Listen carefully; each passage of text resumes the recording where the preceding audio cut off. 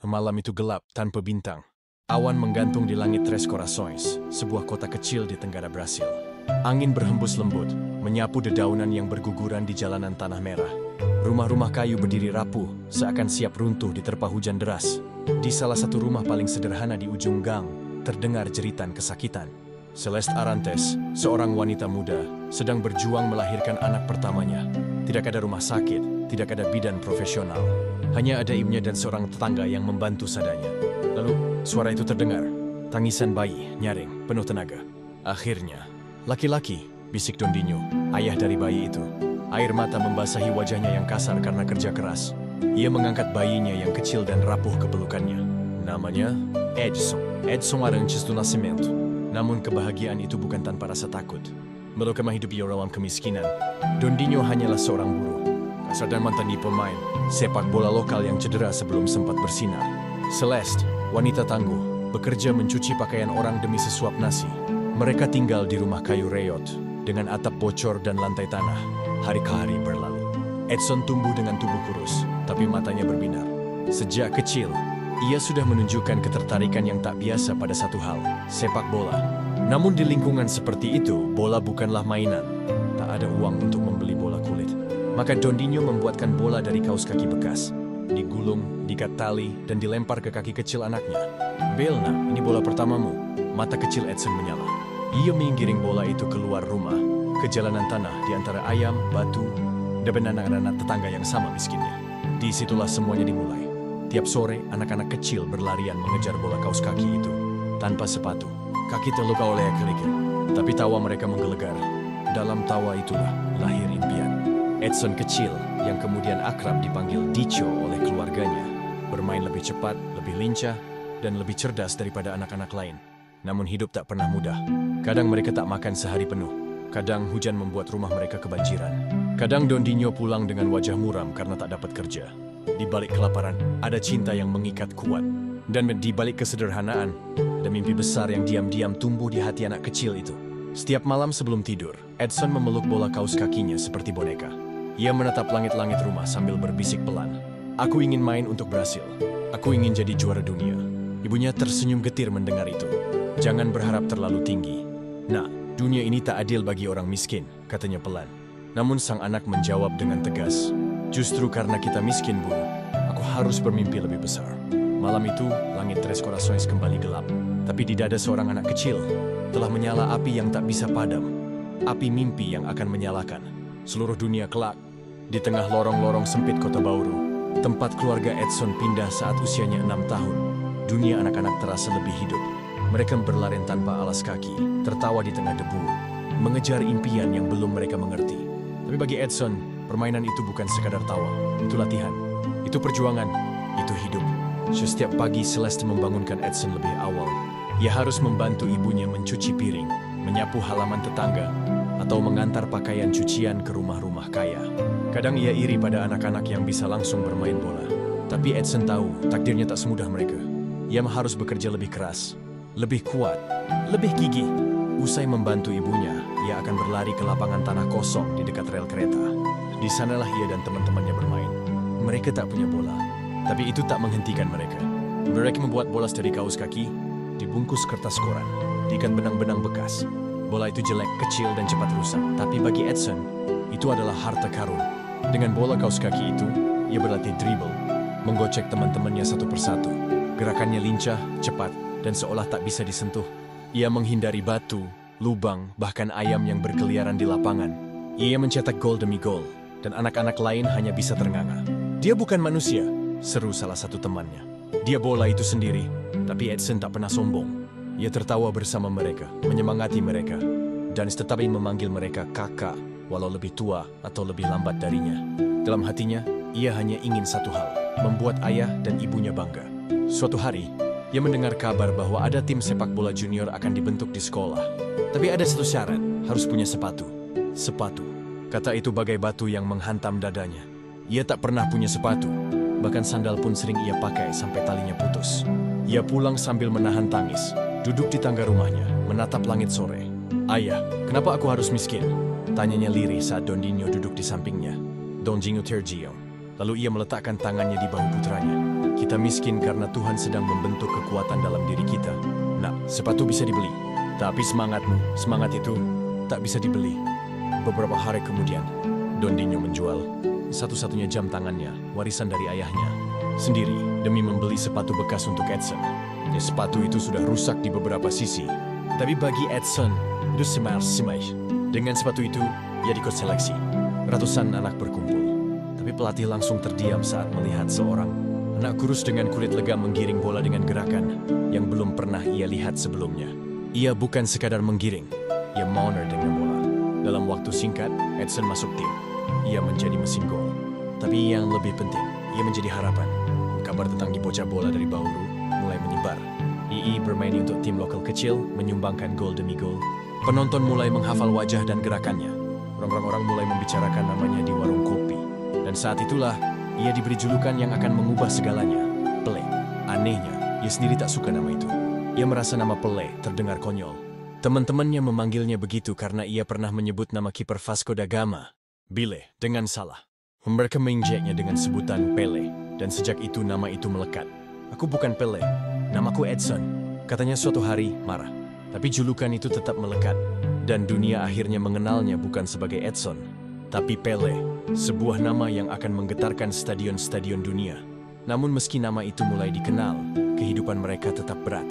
Rumah mereka masih sederhana, Celeste masih bekerja siang malam, Dondinho sakit-sakitan, dan Pelé sadar, satu-satunya jalan keluar adalah terus berlari mengejar bola, mengejar mimpi. Malam-malam ia tidur sambil memeluk sepatunya. Sepatu Bekauts adalah bukti cinta ayahnya, pengorbanan, dan awal dari segala sesuatu. Ia tak pernah menganggapnya benda mati. Sepatu itu adalah jembatan menuju takdirnya. Dan di malam-malam sunyi, ia kembali berbisik pada Tuhan, "Tolong jangan biarkan aku gagal. Aku ingin membahagiakan mereka." Di dalam dada anak kecil dari Bauru itu, telah tumbuh tekad baja. Tekad yang akan membawa namanya ke panggung dunia. Tahun-tahun berlalu, Pelé tumbuh menjadi remaja. Tubuhnya masih kurus, tapi otot-otot kakinya mulai membentuk garis-garis kekuatan dari latihan dan kerja keras. Di balik matanya yang tajam, ada tekad yang tak pernah padam, keluar dari kemiskinan dan membuat orang tuanya bangga. Pada usia 13 tahun, Pelé sudah mencetak banyak gol di kejuaraan antar sekolah. Namanya terus menggaung, tapi kehidupan di rumah tetap sulit. Kadang keluarganya makan hanya dengan nasi dan air garam. Kadang Pelé tak bisa tidur karena perutnya melilit kelaparan.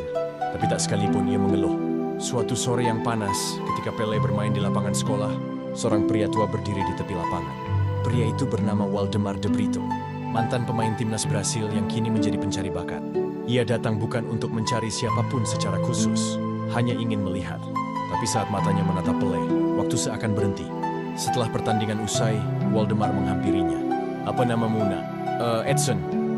"Tapi semua orang memanggilku Pelé," jawabnya sedikit malu. "Berapa umurmu?" 15.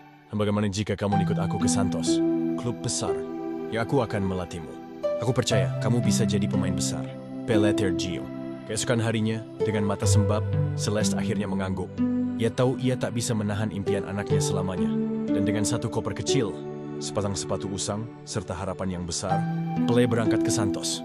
Di stasiun, ayahnya memberinya pelukan panjang. "Ingat, nak, jangan pernah lupakan dari mana kamu berasal. Jangan sombong, dan selalu bermain dengan hati." Pelé mengangguk, menahan air mata. Kereta bergerak pelan, membawa remaja 15 tahun itu menuju takdir yang sudah menunggunya. Santos Football Club, salah satu klub paling terkenal di Brasil. Awalnya, banyak orang meragukannya. Bocah kurus dari Bauru ini dianggap tak cukup kuat. Wes Sofrene Senior mencibir. Pelatih pun sempat ragu, tapi Waldemar memaksa mainkan dia. Sekali saja, lihat apa yang dia bisa. Akhirnya Pelé diberi kesempatan dalam laga uji coba. Ia mencetak gol, bukan 1, tapi 7. Dalam waktu singkat, Pelé menjadi pemikiran. Bukan hanya di koran lokal, tapi di seluruh negeri. Pemain-pemain senior yang dulu mencibir kini mengangkat tangan, mengakui anak ini bukan sembarangan. Ia bermain dengan semangat yang meledak-ledak. Setiap sentuhan bola seperti puisi. Setiap gol seperti ledakan harapan. Pelatih kepala Santos akhirnya memanggilnya. "Mulai hari ini, kamu bukan cadangan lagi. Kamu inti, kamu masa depan." Dan disitulah Pelé mulai menulis legenda. Di usia yang belum genap 16 tahun, ia telah mencetak puluhan gol. Setiap gol yang ia cetak bukan hanya angka, tetapi langkah keluar dari kemiskinan. Setiap selebrasi bukan hanya kegembiraan, tapi teriakan dari anak kecil yang dulu hanya punya bola kaos kaki. Namun Pelé tahu, ini baru permulaan. Mimpi terbesarnya belum tercapai. Mengenakan seragam kuning hijau timnas Brasil. Brasil, 1958. Di jalan-jalan sempit kampung, orang-orang berbicara tentang satu hal. Piala Dunia. Harapan negeri itu begitu tinggi. Negeri sepak bola ini haus akan trofi, haus akan kehormatan. Dan di antara nama-nama besar dalam skuad Brasil saat itu, tersembunyi satu nama yang membuat orang terkejut. Pelé. Usianya baru 17 tahun. Ia belum cukup umur untuk memilih dalam pemilu, tapi cukup dipersiau untuk membela negara. Saat berstai itu sampai ke rumahnya, Celeste menangis lagi. Tapi kali ini bukan karena takut, melainkan karena bangga. Anak kecilnya, anak yang dulu membersihkan rumah orang demi sesuap nasi, kini akan bermain di panggung terbesar dunia. Namun kenyataannya tak seindah mimpi. Hari-hari awal, Pelé di Swedia, tempat Piala Dunia 1958 digelar, adalah neraka. Ia mengalami cedera lutut ringan sebelum turnamen dimulai. Banyak yang mempertanyakan keputusannya di bawah. Media mencibir. Pelatih pun sempat ragu. Di 2 laga awal Pelé hanya menonton dari bangku cadangan. Dan saat pertandingan ketiga datang, laga penentuan, Pelé diberi kesempatan. Brasil akan menghadapi Uni Soviet. Lawan kuat. Pelatih memberinya instruksi singkat. Masuk dan buat keajaiban. Pelé melangkah ke lapangan dengan napas berat. Jantungnya berdentum. Penonton mencemooh, meremehkan. Tapi begitu peluit ditiup, bocah 17 tahun itu berubah menjadi kilat. Tapi Zizia mengacaukan lini pertahanan lawan. Umpan-umpannya tajam, pergerakannya mengancam. Brasil menang, dan Pelé akhirnya diterima oleh tim, oleh pelatih, oleh rakyat. Lalu datang laga melawan Wales di babak perempat final. Saat itulah dunia melihat keajaiban. Menit ke-66, bola datang dari kanan. Pelé menerima dengan dada, memutar badan, dan also back seperti Forax. Ia menendang bola ke pojok gawang. Gol! Stadion terdiam, lalu meledak. Seorang bocah 17 tahun baru saja mencetak gol pertamanya di Piala Dunia. Tapi ia belum selesai. Di semifinal melawan Prancis, ia mencetak hat-trick, 3 gol penuh magis. Setiap gol seperti sihir. Ia menari di antara bek-bek Prancis seperti angin. Penonton berdiri menggosok mata. Siapa anak ini? Dan akhirnya final melawan Swedia. Stadion penuh.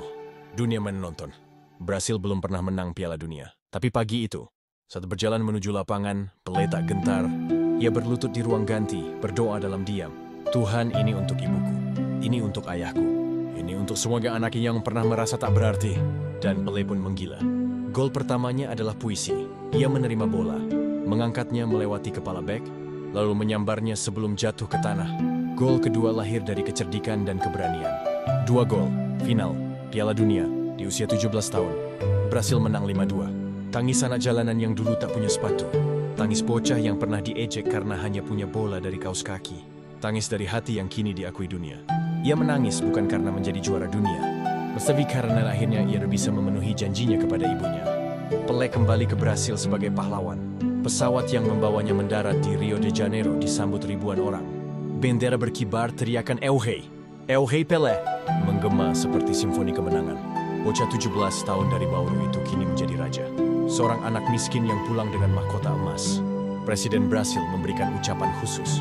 Media mengangkatnya dalam setiap halaman depan. Di kampung halamannya, air mata mengalir, tumpah karena bangga. Tapi di balik semua kegembiraan itu, sebuah beban besar mulai tumbuh dalam hati Pelé. Ia masih remaja, tapi dunia menuntutnya jadi dewasa. Ia masih ingin bermain-main, bercanda seperti anak biasa.